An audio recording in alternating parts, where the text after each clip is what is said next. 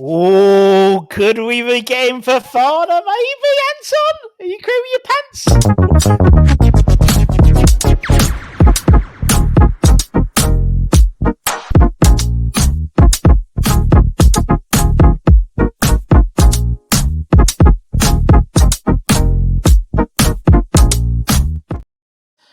Yes, everybody. Good morning. Happy Wednesday. Bin day in the Budden household today, but that's not the only news that's happening. As according to L'Équipe, Anton, the French publication, who have we inquired about? The man I've been telling you about for a little while, Russie B. Now, to be honest with you, it's Youssouf Fofana, the 25-year-old Monaco French international midfielder. That is who we are talking about. Apparently, the rumor is, and well, it's not really a rumor, it's been kicking about for a while. In particular, you know, there was, I'm not sure how strong the link to Manchester United is. I seen that they had inquired, but people were saying that he would fit the system for what Erik ten Hag is looking for. But to be honest, I think he would suit the system for many teams. But this just sniffs of Tim Steidten, mate. It sniffs of Tim Steidten. It does. So for anyone sort of bringing you up to speed about sort of our pursuit of Fofana, it really started last year. So last year, we were led to believe that David Moyes and Tim were at the Emirates Cup when Monaco were playing Arsenal amongst the other couple of teams in their little tournament. He was head and shoulders the best player on the pitch, but Moyes didn't want him. And then fast forward to 12 months later, obviously under a new regime, new head coach. Now, basically, this is very similar, which is why we're calling it the hijacker part 2. With the Todibo deal, it was very much Juventus's player to lose, and they weren't willing to get to the valuation that West Ham had put on Jean-Claire Todibo. And then we've basically come in and swept him off their feet and got him to the London Stadium. Now, a similar situation is happening with Fofana. So AC Milan, he's got his heart set on AC Milan. And AC Milan apparently are willing to pay about €17 million for him, rather. West Ham have basically came in about a week ago, 10 days ago, I think it was, and said 30 million. Yeah, and it looks like Milan are not interested in paying that amount of money. But that's not just down to the fact that they don't believe in the player. I think there's an issue obviously coming out of Italy in terms of the finances coming with the clubs. You know, they're not going to be spending over the odds. Is the player worth it? In my opinion, yes, he is. People then may ask, well, why are many other clubs not going for him? Well, it depends on what the needs are from clubs. People then may turn around and go, well, do West Ham really need him? And my answer to your question is, we don't knock back a Youssouf Fofana. And if that means we have to, unfortunately, ship out someone else, then so be it. Yeah, if Youssouf Fofana becomes available, or even as we were led to believe, the Todibo deal, you know, we showed patience, we kept on, and when there was, I think someone mentioned it at one point, it was like a 10% chance of us getting Todibo, you know, and because his heart was set on Juventus. Now he could be lining up for us against Aston Villa on Saturday. This is the same thing with Youssouf Fofana. If he's available and we have the money available, considering we're looking at someone like Carlos Soler, maybe, who's around 17 to 20 million euros, apparently is his pricing range. We know that he's been training away. Fofana's been training away from the first team at Monaco as well. Obviously, he took part in the Euros, so naturally he came late back to Monaco. But actually, because of his desire to leave the club, he's been doing preparation for next season on his own, according to the Monaco CEO Thiago Sakuro. Now, what also is interesting, I think, about this one, mate, is that it seems obviously we've had some work. We've worked with Monaco recently with Thilo Kehrer as well. So there's obviously nice communication lines are open there. He apparently has a gentleman's agreement that if the money comes in, he will be sold this summer. Still got another year and a bit on his contract, I believe. Yeah. So, and I think the thing is, I think the owner of Monaco have also spoken out and said, listen, if we don't get what we want, we're not going to Yeah. We're happy to keep you, which probably won't please Fofana. But again, taking on into consideration the title, the thumbnail, etc., the hijacker, he's already hijacked one deal. He's already convinced a player that had the heart set on going to another Italian giant, Juventus. The situation is very similar. They wouldn't put up the same amount of money. They couldn't come with an agreement. West Ham had already put the agreement into the club, just had to convince the player. And the best person you send to convince the player is Tim Steidten, obviously, quite clearly. I think I read something that we haven't spoke to Fofana yet. He hasn't spoken to him yet. And so that, therefore, West Ham have obviously been working on other targets. We've brought in Wan-Bissaka yesterday. Fantastic signing for us again. Very clearly we are rebuilding, and there's a big rebuild. But I also believe there's a big rebuild with the intention that it's not just for now. It is for now, but it's also with next season in mind. Yeah. And that's what makes me think Lopetegui and what they're working on is to push for top six if they can. Now, whether or not that can happen, that's a whole new ball game, and whether or not these players can gel quickly and work together quickly. I'm willing to put the patience in. Absolutely willing to give the patience. But I think there's a strong element of really good strength and depth mixed with really good, solid West Ham players that we've currently got. That we've currently. I think what's going to be fascinating is if Fofana comes in, and if we are led to believe we're playing a 4-2-3-1 or 4-3-3, that would potentially put a not a question mark, but you think Alvarez/Rodriguez plays the CDM role in terms of the second player, which is very much the Fofana role. Where's Paqueta's? So it's going to be fascinating. It'll be fascinating to see. But I think what's interesting is that unless we hear something about Paqueta soon, Paqueta's starting. Paqueta's one of the first names on the. Well, he's staying till January at least. Minimum. Minimum. Yeah. So, but equally though, what I think we've not seen for such a long time is utilising the squad, and I think we'll see utilising the squad a lot this season, quite early doors. I think we'll see it in the first game. Depending on what we've got, depending on what the result. Actually, no matter the result, if we're winning and cruising, I think we'll see utilising of the squad, and if we're struggling, we'll see utilisation of the squad. So therefore, we'll see the squad being used. I think you're allowed. Is it 4 subs in total? No, 3 with a concussion. 5, isn't it? You look at 5. Sorry.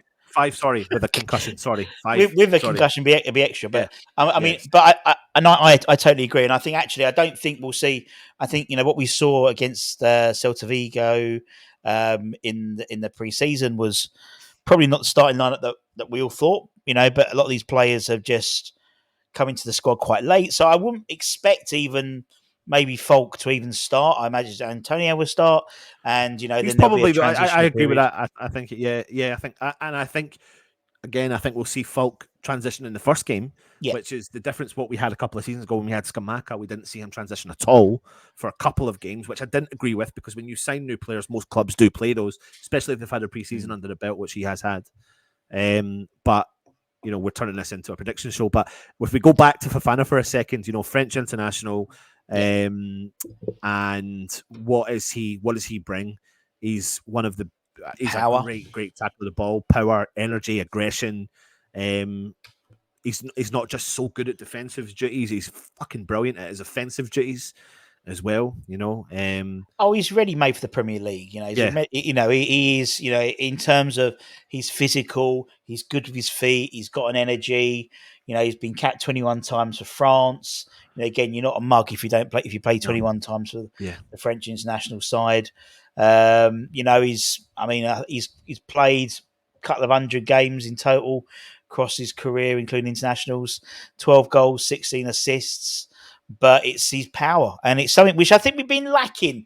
You look at some. I look back at when we had the likes of Alex Song playing, and we had the likes of, obviously, further back, the likes of Vivian Foe, that sort of really muscular, and we've been a bit lightweight, I think, in midfield. JWP, I don't think, doesn't scare me physically.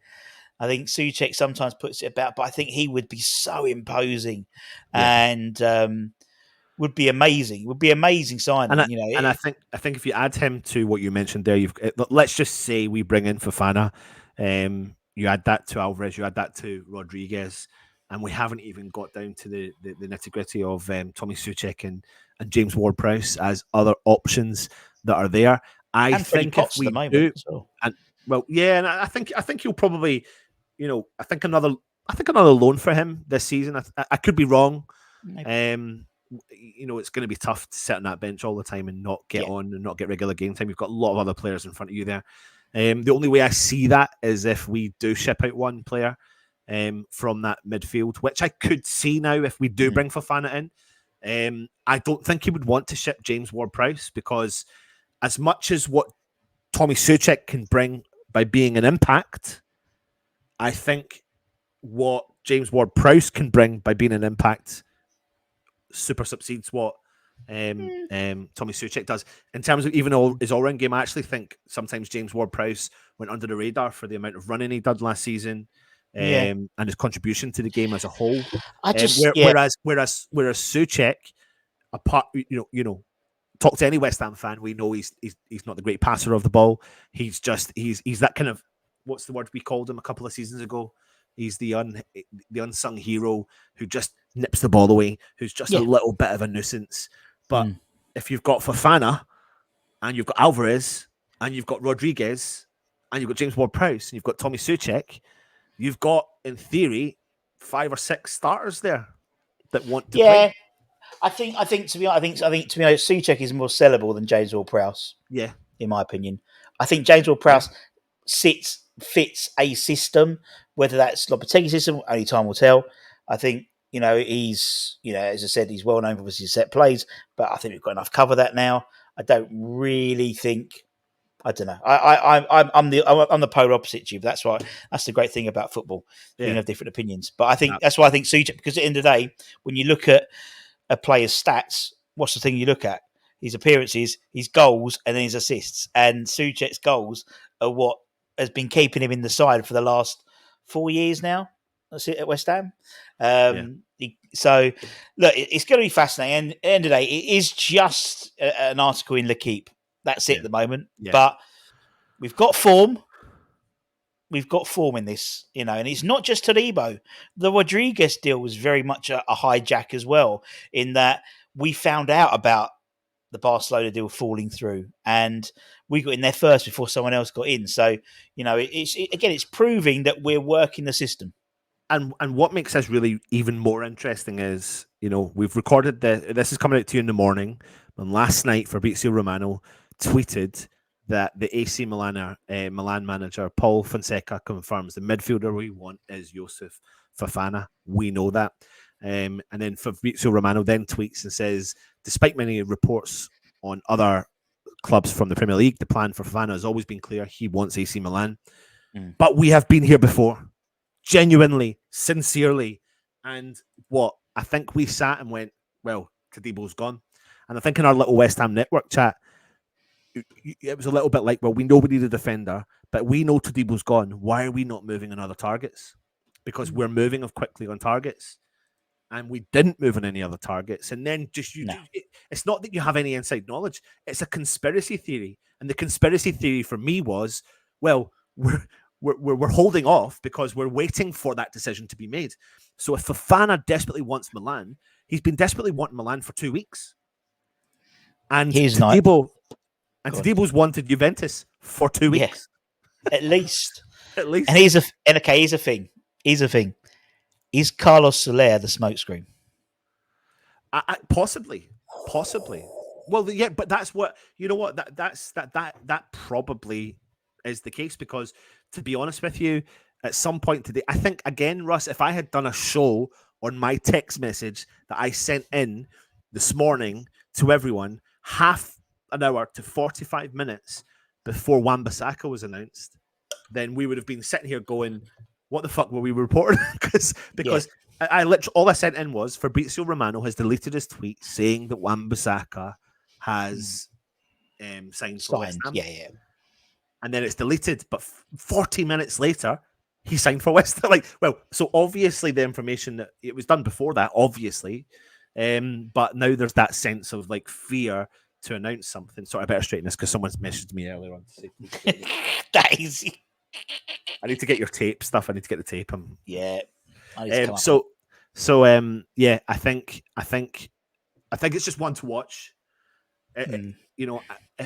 Honestly, and I genuinely believe this.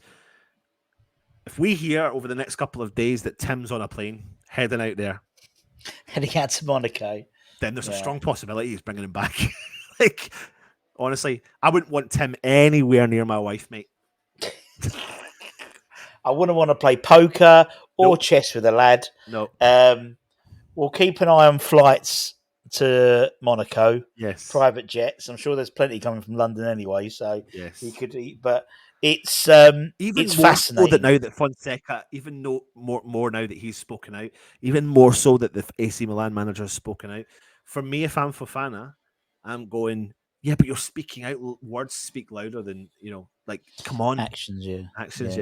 So actions. And as you said, I reckon 4 days ago we wouldn't even conceive this would happen. But the whole thing with Todibo has just thrown everything out in the open, isn't it? I mean, we were, as you said, we were looking at Omar Saleh, and we were looking from Salzburg and various other centre half options instead of Todibo. Now Todibo's come in, we're like, well, okay, anything's on the table now. Yeah, anything can be on the table. And I mean, because of that, and if he doesn't join, then so be it. But we've put our hat in the mix. But is this the hijacker part 2? Is it, or part 3 or part 4, depending on what you want to call it? Because the deals he's done, you mentioned it earlier on about some of the other players we've brought in as well. Yeah. Could it? Go for it. I was going to say, could it be Mission Tim Possible? Just keep your eye on the channel for another thumbnail for you. Oh, it just comes to me. It just comes to you. But also, keep your eye on it. There's so much interest, and it's going to be an interesting week or so. I can't believe we're coming to the Premier League again. And I can't believe you're sodding off to Spain. Yes. It's been a long time coming. It's been a long time coming. Could you imagine if we signed him on literally while you're on the plane out there? I know. Or I'll be at the airport or something like that. No, you'll get no signal. I know that's true. Why is Ross gone live? What's going on? Nah, it's all good. It's all good. Leave your comments in though and let us know your thoughts. Yeah. Is it a potential one? Do you like the idea of it? I can see a lot of comments already. I know this is a pre-recorded show. I can see a lot of the comments going, do we really need Fofana? And I think the answer to the question is yes. Yeah, I think if it's not a case of do we need him, it's like if he's available, we get him. Yeah. And then we make it work. Yeah. And if it does mean that we don't know, hindsight's a great thing. We don't know what's going to happen in January with the Paqueta situation. He could get banned, and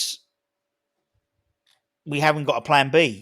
We do. We could play double pivot and stuff like that. But having a Fofana there who'd play naturally in that position already would benefit West Ham already.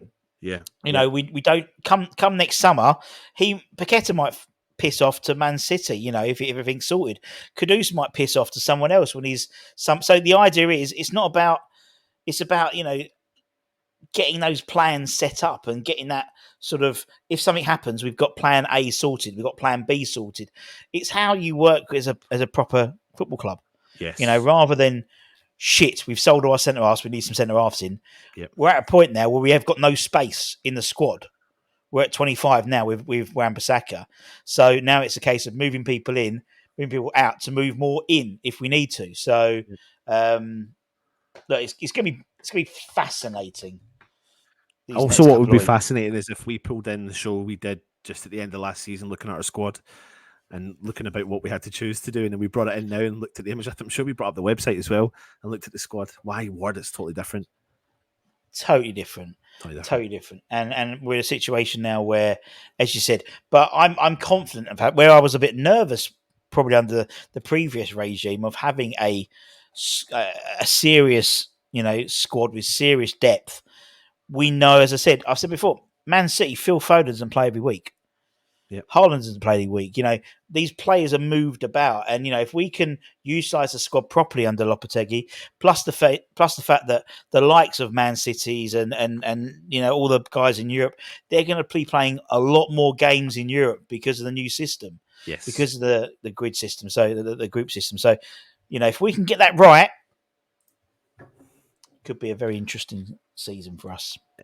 Could be an extremely interesting season for us. Massive shout out though to one of our players out on loan, Callum Marshall, scored on his debut and for assist, Huddersfield Town. goal and assist. So that's how you make a debut, mate. That is how you make your debut. That's how you mark your territory. That's how you mark your territory. Yeah, good player. So well done to him. Well done to Marsh. Good to see. Is that us, Russ? Yeah, I think that'll do today. I think that'll do for us today. As I said, make sure you keep an eye on the channel. Make sure you subscribe. Make sure also you subscribe to the West Ham Extra as well. We're Alex is putting some great content out there at the moment. We don't want you to miss any of that. And keep an eye on the channel for any other breaking news. You never know when it's going to drop. You never know when it's going to drop when it comes to West Ham. You could be in Lakeside, like I was like this morning, which was great.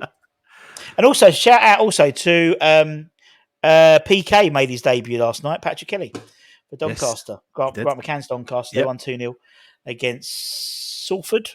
Salford United. You'll be seeing where Dan Chester's played as well. So yeah, that's right. Yeah, and you'll see probably quite a few more of our youngsters move on over the next couple of days. So keep your eyes peeled on the West Ham network. Yeah, indeed. 6 of them out so far. Much love. Much love. Bye. Bye. Bye. Bye. Bye.